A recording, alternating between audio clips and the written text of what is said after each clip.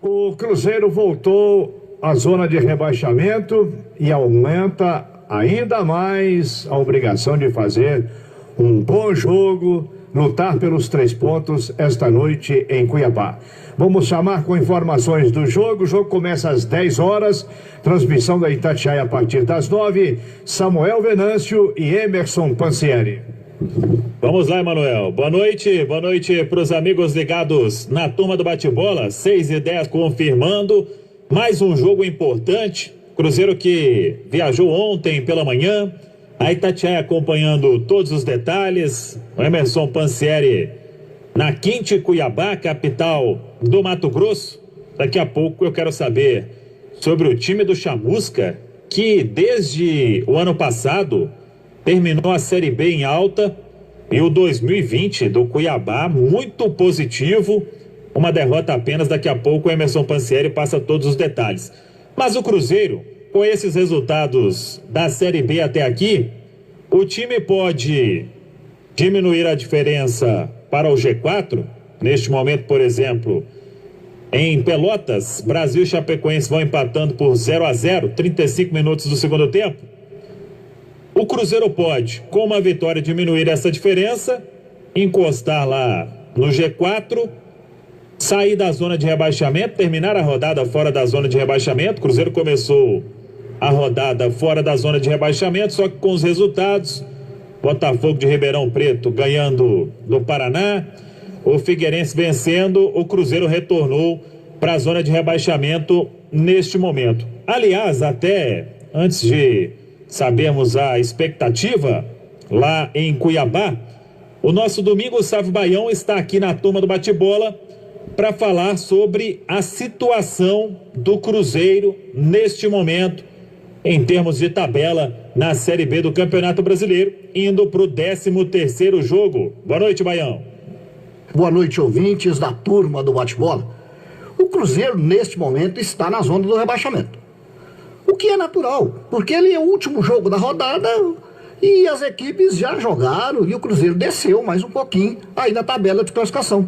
Mas é só ele vencer o jogo. Ele sai de 11 para 14 pontos e sai pulando para a 12ª posição.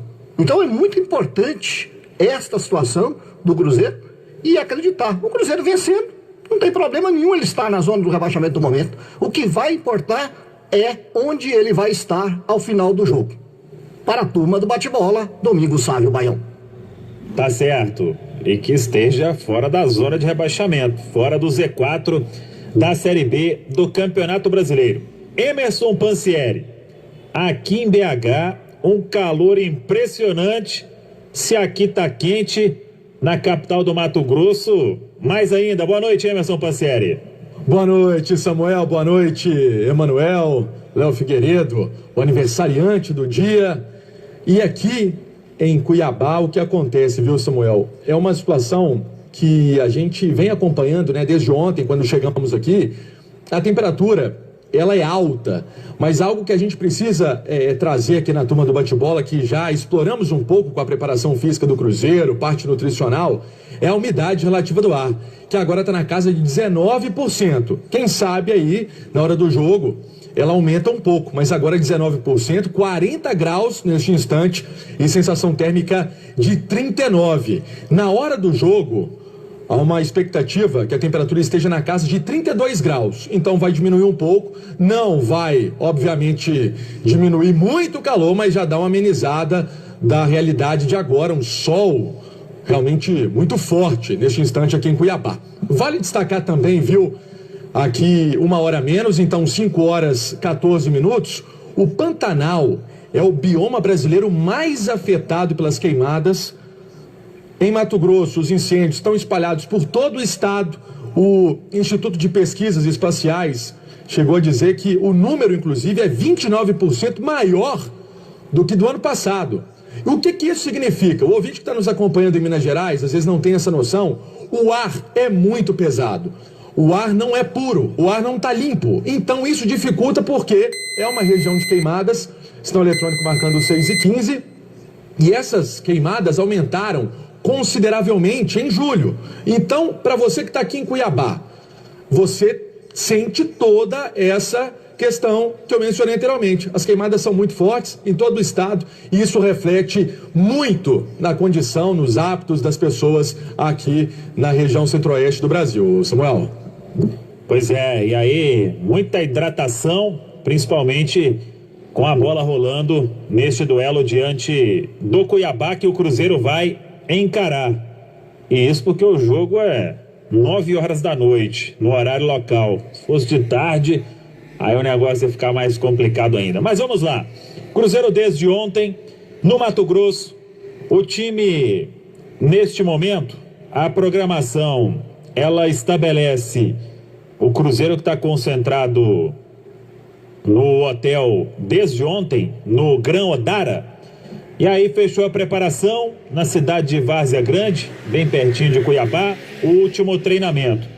E como tem 1 hora a menos, a programação do Cruzeiro estabelece o seguinte: o time do técnico Ney Franco, ele janta daqui a pouco, 6h30 aqui em BH, 5h30 em Cuiabá, e a preleção do técnico Ney Franco às 6h40 no horário local, 7h40 aqui em Belo Horizonte. Cruzeiro deixa o hotel rumo ao estádio às 8h15 na hora aqui de BH, 7h15 no horário de Cuiabá. E aí, nesta preleção, é que o técnico Ney Franco vai confirmar o time que inicia esta partida. Claro que a ideia do Ney Franco era repetir a formação que teve a grande atuação contra a Ponte Preta, a vitória por 3-0.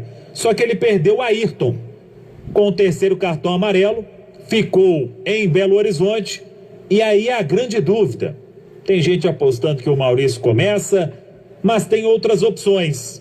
Tem o Rafael Luiz, tem o próprio Caio Rosa. Daqui a pouco vou até falar sobre a situação deste garoto. O Cruzeiro pode vender o atleta por um valor aí que tá dando o que falar nas redes sociais, um valor muito baixo para um atleta de 19 anos e com o potencial que o Caio tem, ou então até o Ariel Cabral. E aí o Ney Franco faria um esquema com 3 volantes, dando liberdade para o Regis, para o Arthur Kaique e para o Sassá. Então vou esperar essa dúvida, aguardar a preleção do técnico Ney Franco.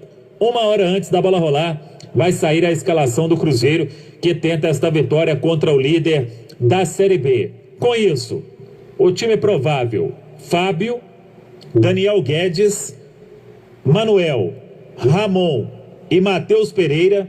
Aí a zaga mantida: Henrique, Machado, Regis, Maurício ou Rafael Luiz, ou Caio, ou até mesmo Ariel Cabral, Arthur Kaique e Sassá no comando de ataque. É o provável Cruzeiro para encarar o time do Chamusca e o Cuiabá. Como que vem? Tá reforçado? Esse time que eu falei é a sensação da Série B, Pansieri. É a sensação. O Cuiabá, que começou a Série B com orçamento modesto e lutando com um time, inclusive, que não tem tantos jogadores assim conhecidos, se a gente for colocar até em comparação ao Cruzeiro, vem fazendo uma boa participação. São 25 pontos marcados até agora. Na última rodada venceu o Náutico. São 5 jogos de invencibilidade. Não sabe o que é perder jogando aqui na Arena Pantanal. Só fazer também uma ressalva. E o Cuiabá que vai enfrentar o Botafogo, né? Na sequência da Copa do Brasil, oitavas de final. O Cuiabá foi campeão da Copa Verde no ano passado, então já entrou direto. O lateral Rainer é baixa, 3º cartão amarelo. O Lucas Hernandes, ontem até comentava dele aqui na turma do bate-bola para atualizar, foi para a transição ontem. Então, um jogador que pertence ao Atlético, está inclusive enchendo os olhos da comissão técnica aqui do Cuiabá, mas hoje está fora da partida. Ficam à disposição o zagueiro Anderson Conceição, também o zagueiro Ednei, o Romário, e outro jogador que fica à disposição é o Auremir e o João Patrick. Então ele tem esses retornos, o técnico Marcelo Chamusca. Sendo assim, uma provável formação do Dourado, como assim ele é chamado, Cuiabá, carinhosamente, pela torcida: João Carlos no gol. Me lembro do João Carlos em 2 oportunidades no Ipatinga, e agora vestindo as cores do Cuiabá. Lucas Ramon, Everton Senna, Anderson Conceição e Romário.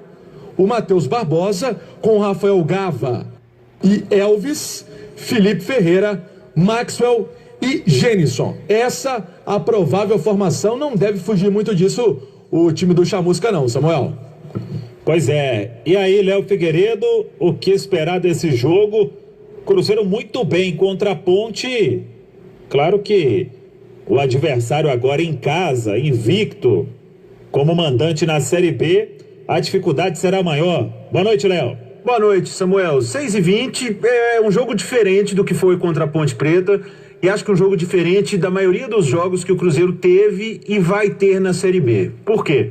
Porque é um jogo onde o Cruzeiro provavelmente não terá que tomar as ações do jogo. O Cuiabá é líder da Série B, jogando em casa faz grande campanha, como informou o Pansieri. O time é muito bem ajustado pelo Marcelo Chamusca.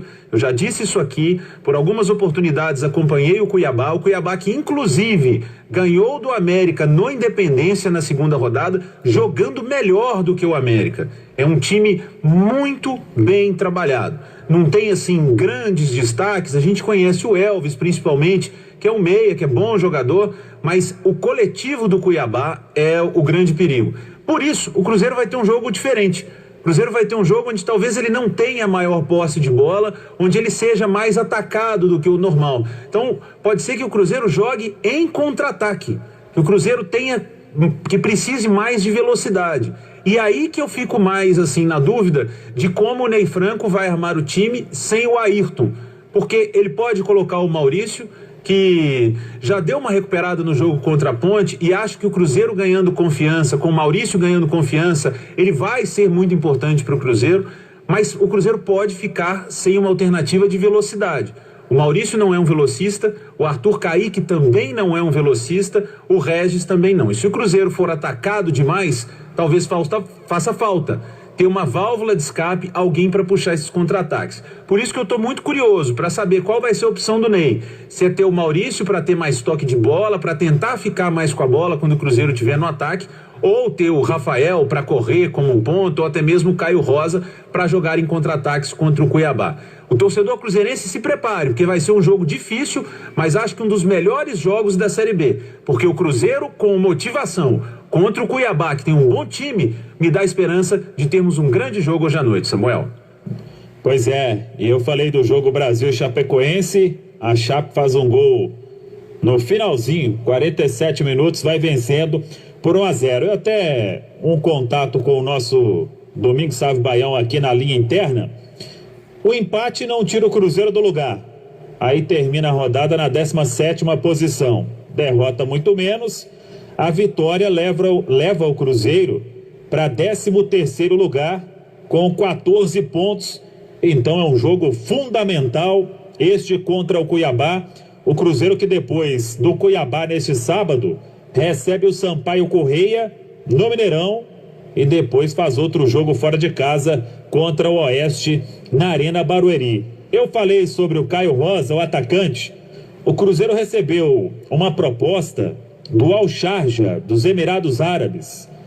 E o Cruzeiro deu o aceite para esta proposta, $600 mil por 80% dos direitos econômicos do Caio Rosa. Essa proposta foi até revelada pelo Super Esportes.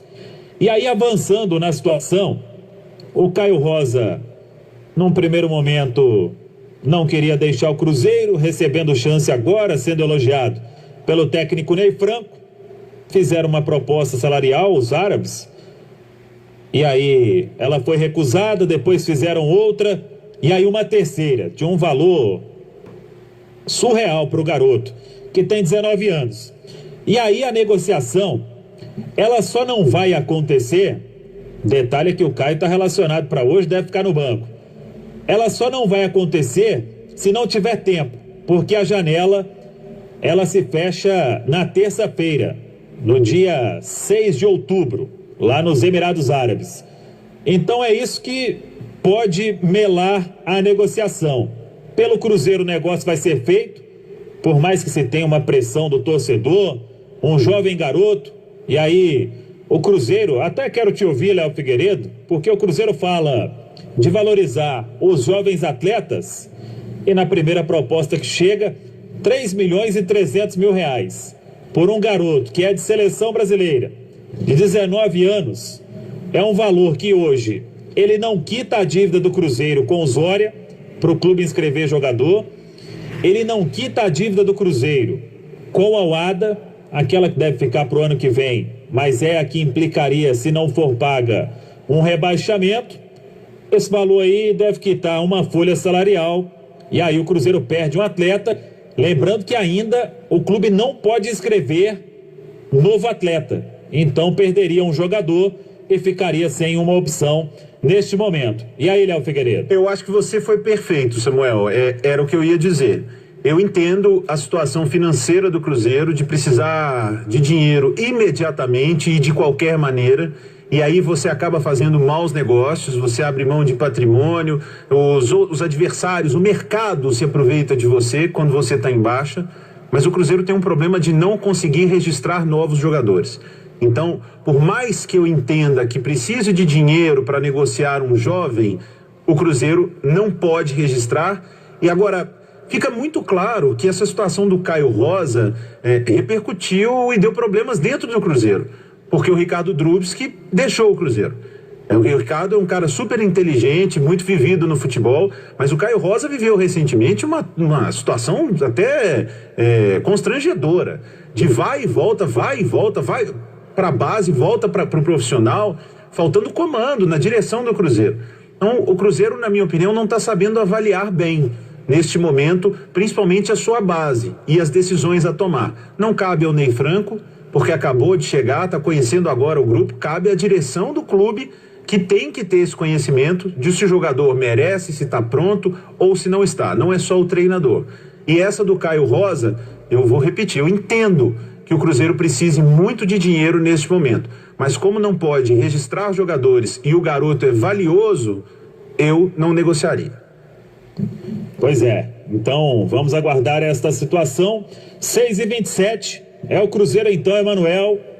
Claro que muito focado nesse duelo contra o Cuiabá. É jogo difícil e a nossa jornada com Alberto Rodrigues comandando todos os trabalhos a partir das 9 horas da noite. Emanuel Carneiro.